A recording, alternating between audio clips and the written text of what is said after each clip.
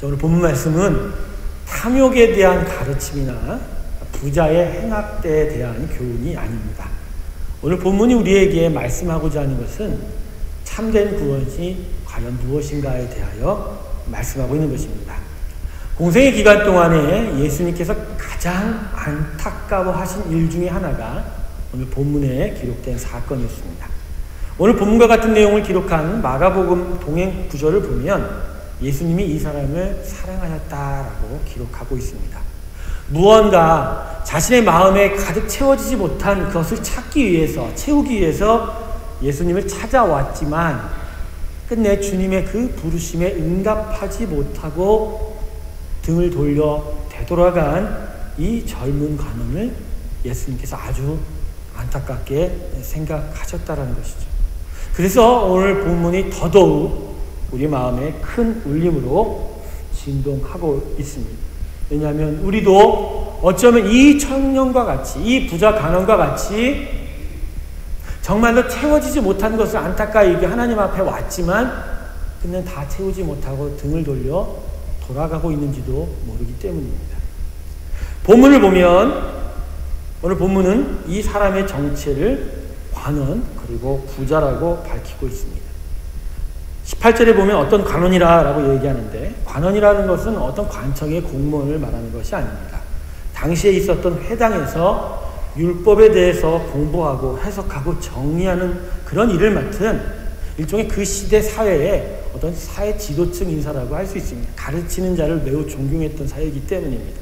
그래서 영문 성경은 우리 한글 성경과 달리 관원이라고 하지 않고 지도자라고 번역을 하고 있습니다. 룰러라고 해서 세 번역도 이제 지도자라고 이야기를 하고 있더라고요. 그래서 이제 오늘 본문을 살펴보면 이 부자 간원은 매우 성실하게 율법을 지켜왔던 것으로 보입니다.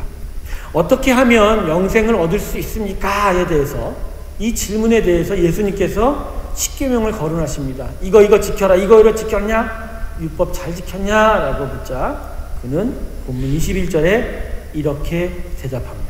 본문 21절 보십시오.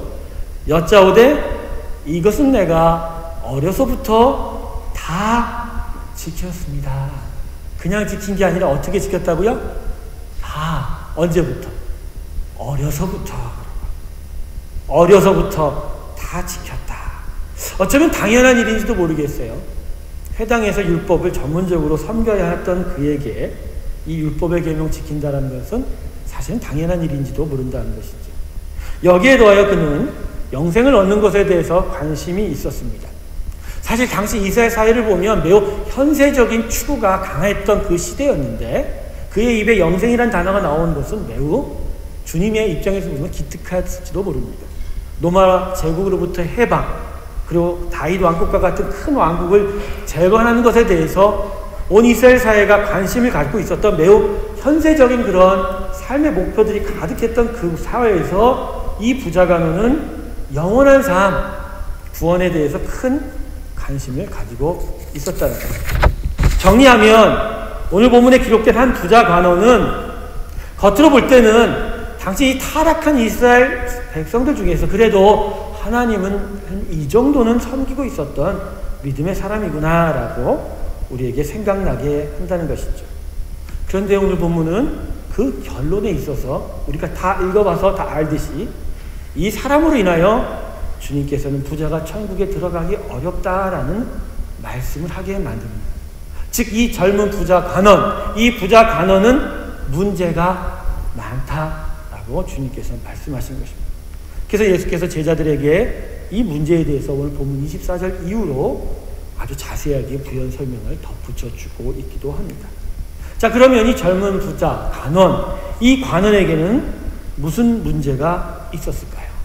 겉보기에는 별 문제가 없어 보입니다만 실상은 살펴보면 아주 심각한 문제를 갖고 있었어요. 너무나 심각해서 하나님이 보실 때는 전혀 기뻐하지 않았던 사람이었어요. 하나님의 입장에서 보면, 하나님의 눈에서 보면 전혀 기뻐할 만한 것이 이 사람에게 없었다라는 거예요. 왜요?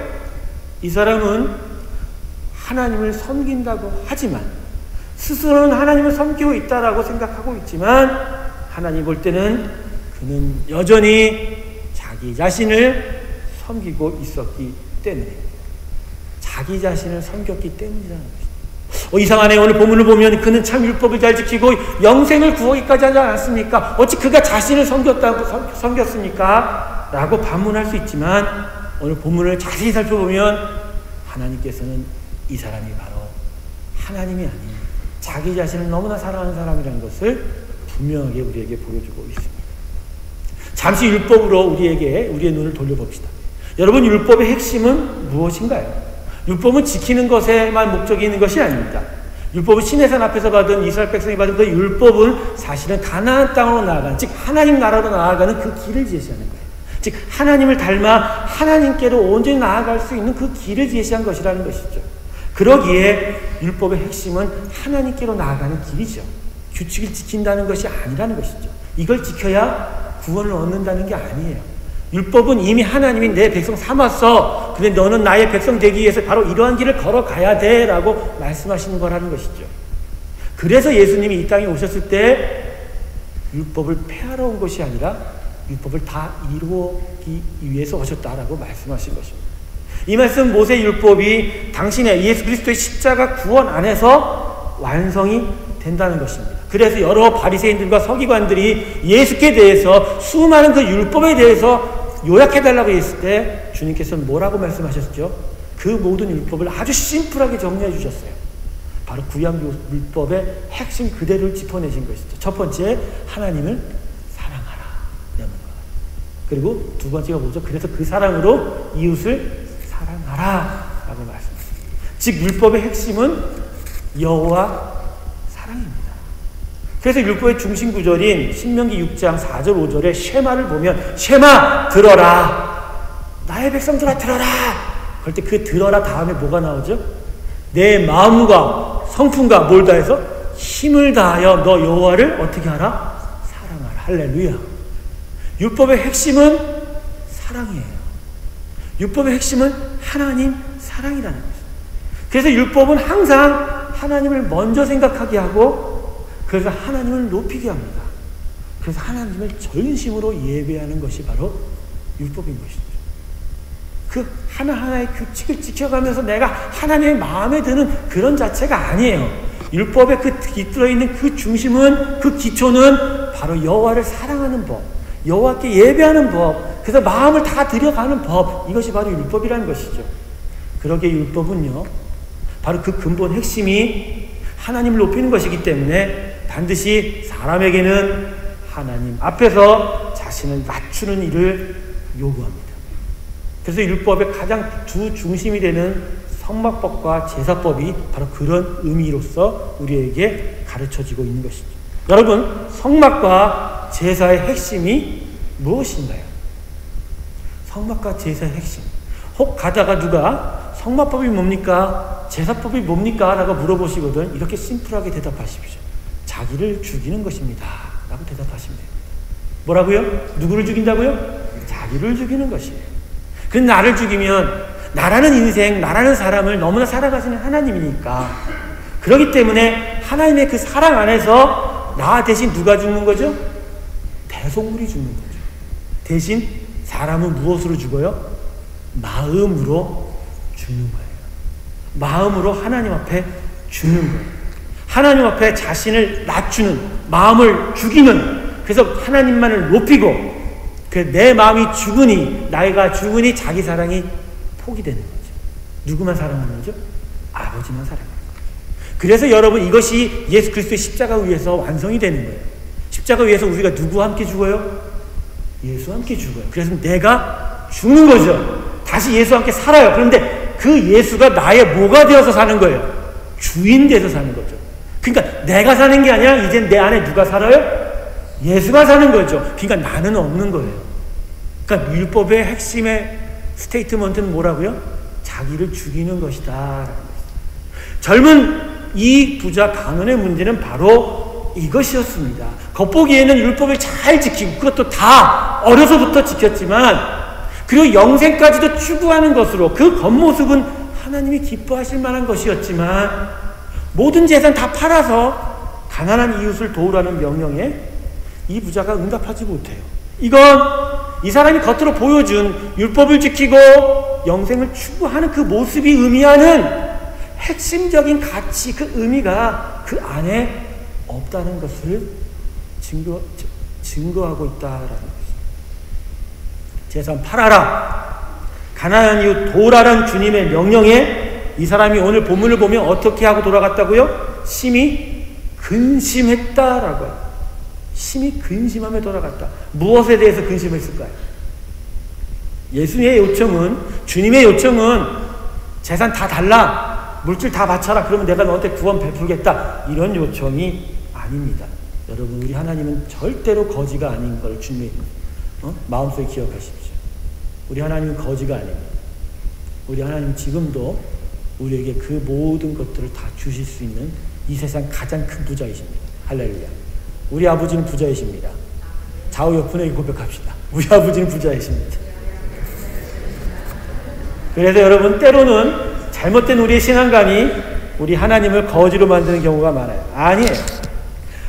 주님께서 오늘 이 부자 가문에게 요청한 재산을 팔아라, 가난한 자에게 나눠주라는 것은 정말 그가 하나님을 사랑하고 있는지를 점검하고 있었다라는 것이죠. 그런데 이 점검 앞에 결국 부자 간원의 마음이 확인이 된 거예요. 이 간원이 무엇에 근심했습니까? 자신의 재산이 줄어들까봐, 자신의 재산이 축이 날까봐 그 재산 아까워 근심하고 염려하는 마음으로 물러 나타나는 것이죠. 이것은 이 관원의 마음에 하나님이 그 중심에 있지 않았던 것을 분명하게 보여준 겁니다. 그는 여전히 자기 자신을 사랑하고 있었습니다. 그래서 하나님이 이 부자 간원을 기뻐하지 않았던 거예요. 그래도 자신의 아들 예수 그리스도 앞에 와서 그나마 무엇을 찾고자 하는 그 마음이 가상에서 붙들어 주려고 했지만 이내 근심하고 되돌아가 버린 이 모습 앞에 하나님 아버지는 너무나 안타까운 마음을 가졌다는 것입니다.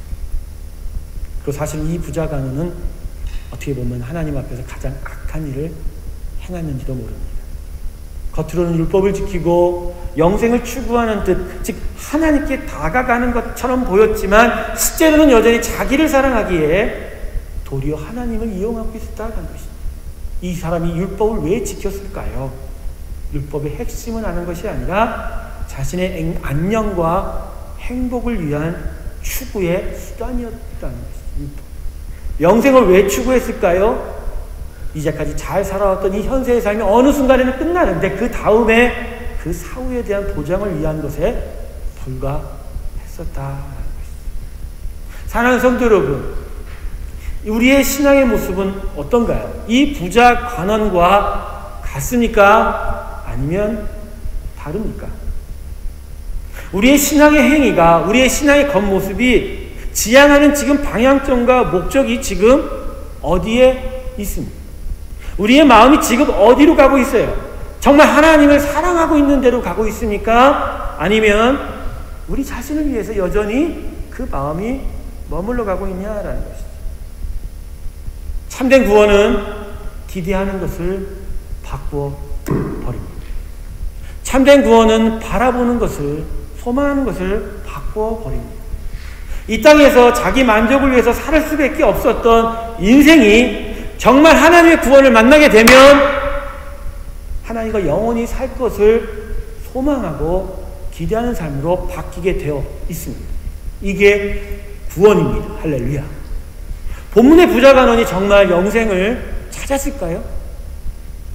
2주 동안이나 이 본문을 가지고 묵상했어요. 씨름했어요. 풀리고도 또 안 풀렸어요. 그러나 저는 결론을 내렸어요. 이 부자 간원은 결코 영생을 추구한 적이 없었다라는 것입니다.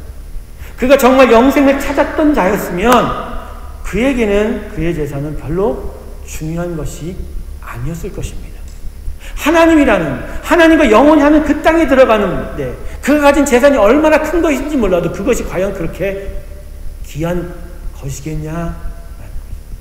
또다시 여러분과 이런 예화를 듭니다. 한 손에 100만 파운드가 있고 한 손에 20피가 있을 때 둘 중에 어느 것을 고르라고 하면 여러분 주저하십니까? 매우 많은 시간을 들여서 고민하셔야 됩니까?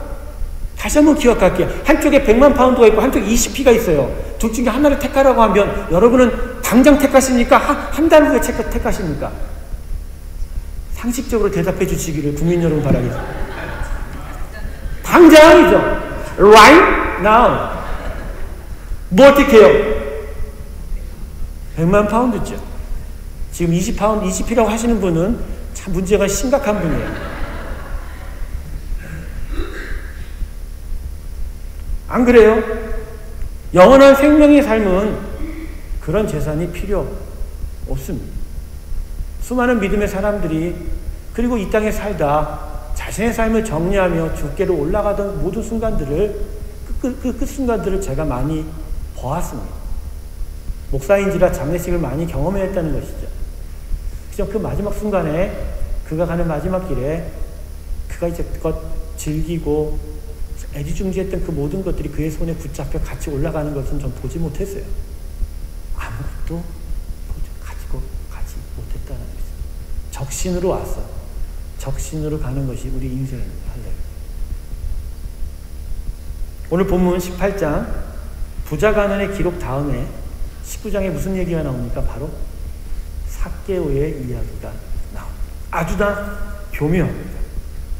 이 부자 가난의 이야기에 삭개오의 이야기가 서로 비교되고 있는 것이죠. 자, 부자 가난은 재산을 버리지 못했어요. 하지만 삭개오는 율법을 지킨 적도 없고 영생을 추구한 적도 없어요. 그저 그날 주님과 함께 온종일 시간을 보낸 것밖에 없어요. 그런데 주님을 만나서 정말 놀라운 은혜를 받자 그의 입에서 뭐라고 얘기했죠? 내가 남한테 잘못한 거 있으면 몇 배나 갚겠다고요? 4배나 갚겠다. 여러분 모세율법을 자세히 살펴보십시오. 남한테 빚진 거, 남한테 토색한 거 4배나 갚는다는 말이 없어요. 거의 2배에서 3배예요. 4배는 다 보상해서 다 주겠다는 얘기예요. 한 사람은 재산을 버리지 못했지만 또 한 사람은 단번에 내려놓을 수 있었습니다.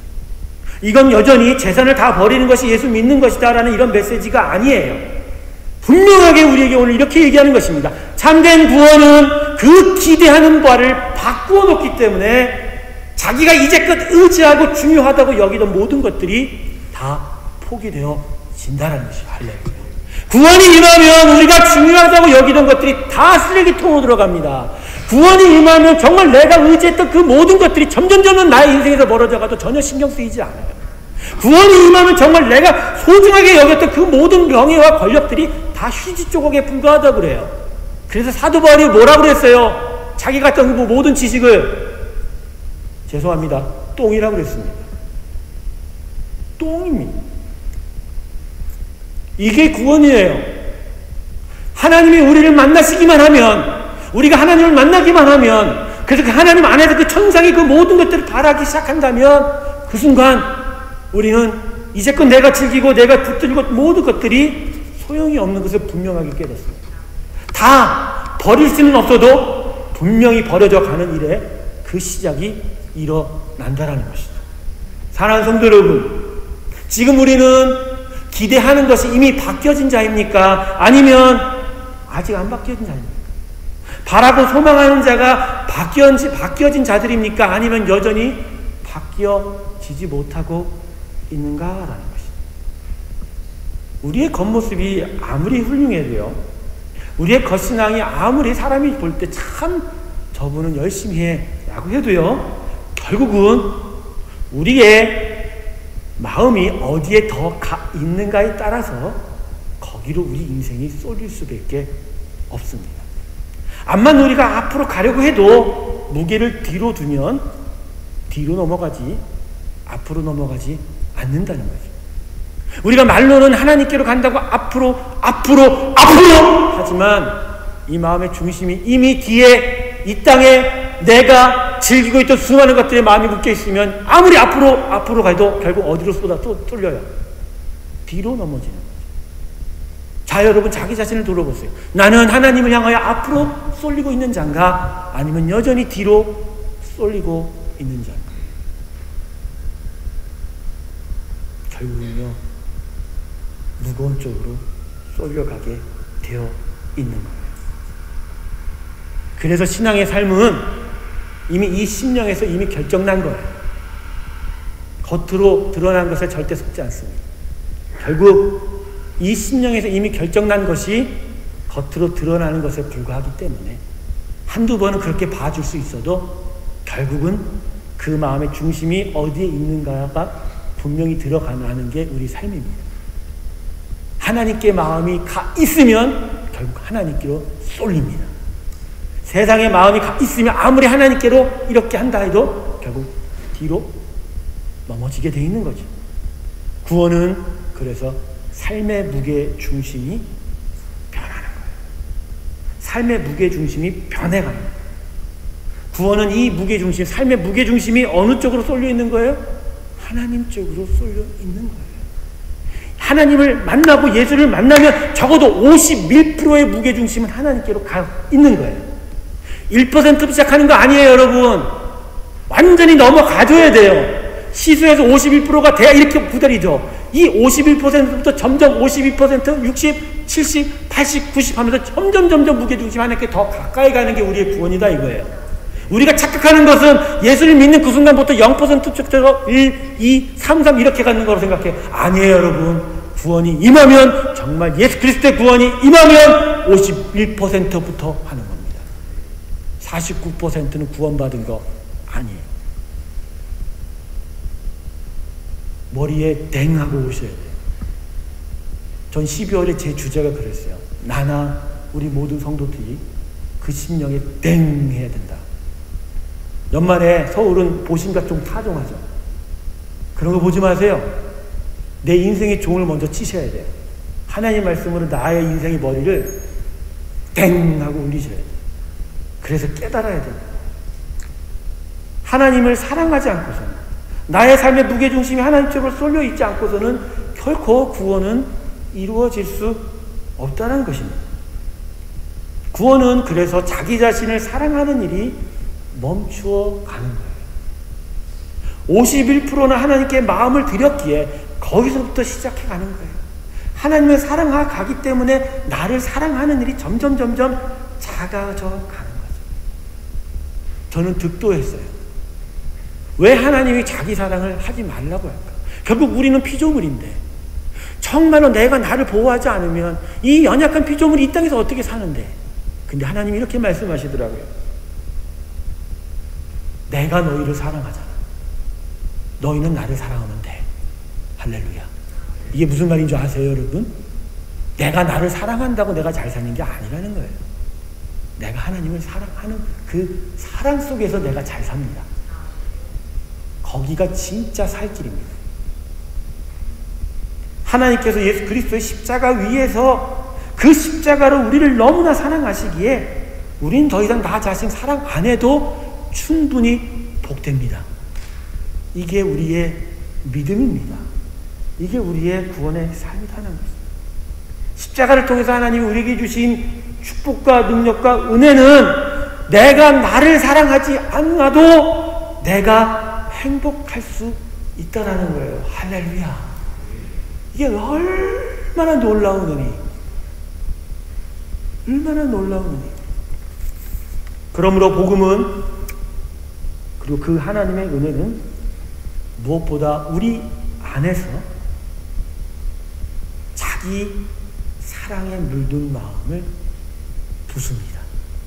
깨트려버립니다.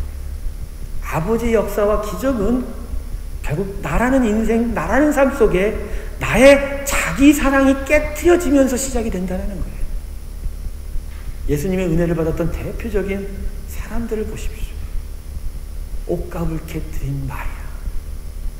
1년치 노동자의 임금으로나 살 수 있었던 그 옷값을 깨트려 주님 발에 다 쏟아 부었을 때 이 마리아가 하나님의 놀라운 구원의 은혜를 받게 된 것입니다. 자기 사랑이 깨트려진 거예요.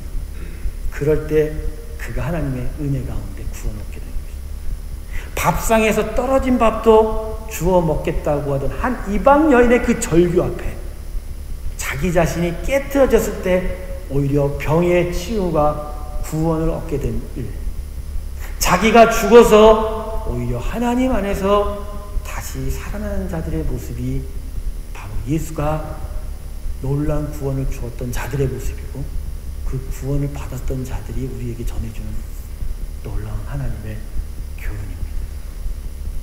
자기 사랑이 깨어지시기를 주님의 이름으로 축원합니다. 자기 추구가 부서져야 합니다.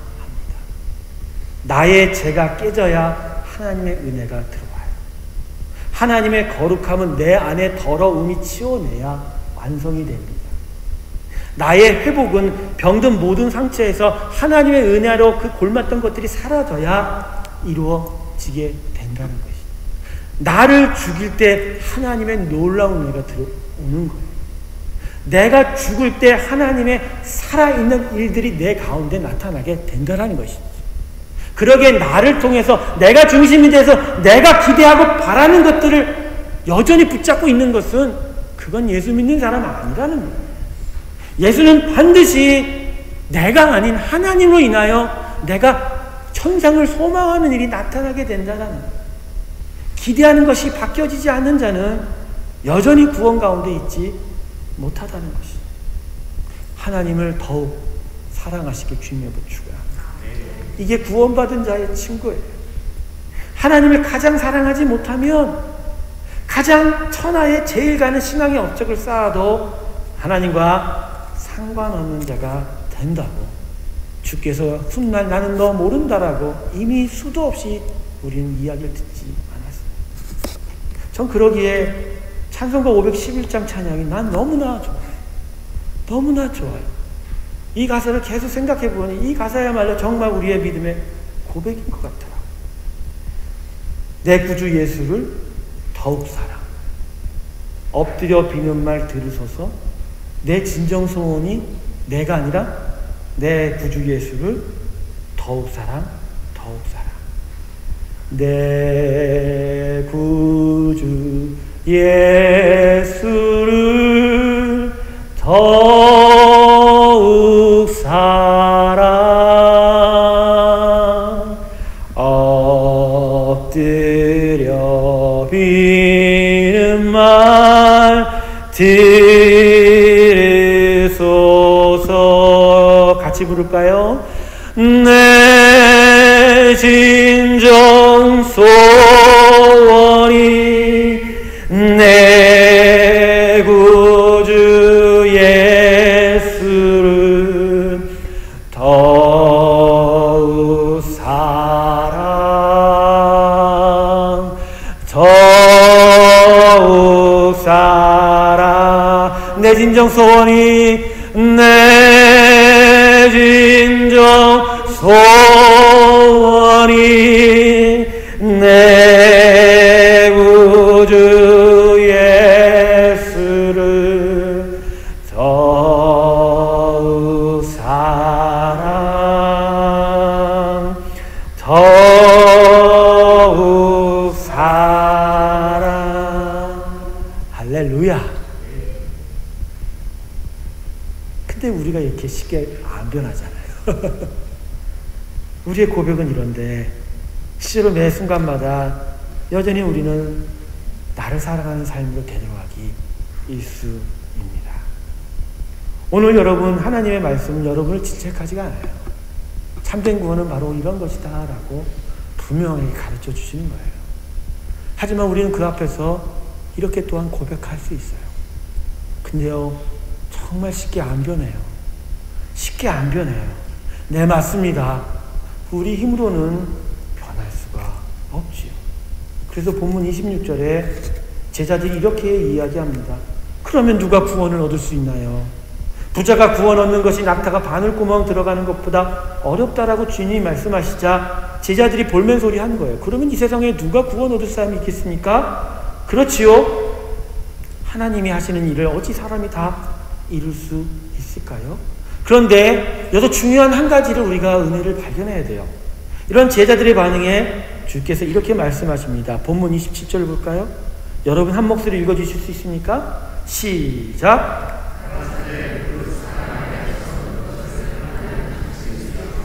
네, 문자 그대로는 이거예요. 그래, 사람은 못해. 하지만 하나님은 하실 하신다라는 것이죠. 그런데 우리는 이 말씀을 단지 사람 못한다, 하나님은 하신다라고만 해석하면 안 됩니다. 이렇게 해석해야 합니다. 사람으로부터는 못한다. 하지만 하나님 편에서는 이 모든 것들이 다 이루어진다라고 말씀합니다. 할렐루야. 사람 편에서는 안 되지만 하나님 편에서는 사람이 변할 수 있다라는 거예요. 그러니까 우리가 여전히 내 편에 서 있으면 절대 안 되는 것이지만 내가 어디 편으로 가면, 하나님 편으로 가면 하나님이 나 대신에 이것을 이루어 주신다는 것입니다. 할렐루야. 이게 십자가의 온전한 은혜요. 솔라 그라시아는 것이죠. 오직 은혜라는 것이죠. 할렐루야. 나로서는 할 수 없는 일을 하나님에게만 가면 그분이 나 대신 그 안타까운 마음으로 모든 일들을 다 이룰 수 있다라는 거예요. 그러기에 내가 할 수 없다는 마음에 절망을 할 때, 그때 우리가 꼬꾸러져야 될 것은 어디로 꼬꾸러져야 돼요? 주님 앞으로 엎어져야 된다는 것입니다. 예수님이 가장 안타까워했던 것은 이거예요. 본문의 부자 간원이 재산을 팔 수 없었던 것이 아니라는 거예요. 왜 그 자리에서 그냥 되돌아간다는 거예요. 할 수 없어서 정말 못해요 라고 소리치면서 왜 자기한테 엎드려지지 못했냐는 거예요. 예수님 앞에까지도 왔는데, 그래서 정말로 귀한 것을 얻고자, 영생을 얻고자 그렇게 물어봤는데, 그래서 부족한 한 가지가 무엇인지를 분명하게 해줬는데 그냥 왜 되돌아서서 그 자리를 떠났냐 라는 것이죠. 삭개오는 어떻게 했어요? 뽕나무에 올라갔잖아요. 예수님의 가르침에 마음에 슬픈 기색과 근심이 생겼다면 그 자리에서 그냥 엎드려졌으면 됐었어요. 저는 정말 못하거든요. 정말 어떻게 못하거든요. 근데 하나님 도와주실 수 있으세요? 라고만 했으면 예수님께서는 그의 손을 붙잡고 그의 마음에 놀라운 은혜를 부어 주셨을 것입니다. 할렐루야. 우리가 우리의 삶에 기대하는 바를 여전히 바꾸지 못하는 것은 우리로서는 할 수 없다라는 그 문제가 아니에요. 그분께 엎드려지지 못했다라는 거예요. 내가 못한 게 중요한 게 아니에요. 하나님은 하실 수 있기에 거기에 내 마음이 엎드려져 날 도와주세요라고 간구 한번 해보지 못했다라는 것이죠. 오늘 하나님의 말씀은 우리에게 놀라운 은혜를 전해줍니다. 우리 보고 못했다라고 얘기하는 것이 아니에요. 아직도 안 바뀌었니? 라고 질책하는 것이 아니에요. 너희로서는 바꿀 수 없어. 근데 중요한 건 왜 그냥 되돌아가냐는 거예요. 왜 그냥 되돌아가냐는 거예요. 왜 2014년 매 주일마다 되돌아갔냐고. 왜 2014년 수많은 순예배와 기도 모임 때 왜 되돌아갔냐고. 왜 집에서 나오다 그냥 집으로 들어갔냐고. 새벽 예배에 올라다가 말고. 왜 수요예배 올라다가 말고 그냥 되돌아갔냐고. 왜 주일에 담임 목사의 입술을 통해서 선포되는 그 메시지의 심령이 들어올 때쯤 매 밀쳐내고 또 돌아갔냐라고 물어보는 거예요. 질책이 아니에요. 너무나 사랑하셔서 되돌아가지만 않으면 돼. 엎드려지기만 하면 돼. 라고 말씀하시는 거예요. 이방 여인은 개나 주는 그 땅, 상에 있는 부스러기조차도 이방 여인은 못 주겠다는 주님의 그 말씀에 그 여인은 그거라도 처먹겠다라고 말씀했던 거예요. 그렇게 우리는 그렇게 간절히 하나님 앞에 한 번은 외쳐봐야 되지 않은가요? 돼요. 하나님은 그걸 원하시는 거예요. 2015년 이 일이 여러분 가운데 있게 주님을 축원합니다. 오늘로부터 며칠 남았어요? 3일 남았어요. 3일 동안에 기적은 일어납니다. 딱 3일이네요. 주께서 죽으시고 부활한 지 3일 만에 오늘부터 엎드리세요. 내가 못했다라고 자책하지 말고 나는 원래 못한 사람입니다 라고 얘기하세요. 정말 지혜로운 말씀이 있더라고요. 우리가 죄를 저질러서 죄인이 아니고요, 죄인이어서 죄를 저지르는 거예요. 뭐가 뭔지도 여전히 구분이 안 가는 분도 있어요. 지금 죄인이어서 죄를 저지르는 거예요. 그래서 우리는 기본적으로 하나님 앞에 엎드려야 되는 거예요. 엎드리는 순간 하나님은 용서하시고 다시 세우십니다. 우리가 필요 없다고 자꾸만 되돌아가니까, 못한다고 되돌아가니까 거기서 문제가 된다는 것입니다. 한 해를 마무리하는 이 시점에서 저와 여러분에게 한 가지 부족한 것은 무엇인가요? 그것은 결단입니다. 한 농부가 밭을 갈다가 그 밭에서 갈고리에 무엇이 걸렸어요. 놀라운 보물이 거기 숨겨져 있다는 것을 발견했어요. 근데 임대한 밭이라 주인이 알면 다 뺏어갈까봐 그 순간 고랑을 놓고 집으로 와서 자기의 모든 소유를 다 팔아 그 밭을 샀습니다. 그리고 그 보화의 주인이 되었다라는 것입니다. 이 비유의 초점은 바로 즉각성이라는 것입니다. 보화를 본즉 달려가 모든 것을 다 팔아 샀다라는 거예요. 왜? 너무나 귀한 것이기에 지금 안 하면 잃어버린다는 것입니다. 2015년을 앞둔 이 3일 동안에 우리는 이제 결단해야 합니다. 보화 같은 예수님을 내 것으로 하기 위하여 내게 이제까지 소중해졌던 그 모든 것들이 포기되어져 가야 해요. 기대하는 것이 바뀌어야 해요. 영원한 가치를 향하여 이 땅의 가치를 포기할 수 있는 결단이 오늘 우리에게 필요한 것입니다. 우리가 어떻게 하면 영생을 얻을까요? 우리로서는 할 수 없지만 내가 하나님 편으로 가면 이루어지는 것이죠. 다시 한번 여러분에게 하나님의 은혜의 말씀을 선포합니다. 하나님께로 나아가는 자에게 천상이 주어지리라. 할렐루야. 이 귀한 기대하는 것이 바뀌는 귀한 은혜가 저와 여러분 가운데 있기를 주님의 이름으로 축원합니다. 기도하시겠습니다. 여러분 이 시간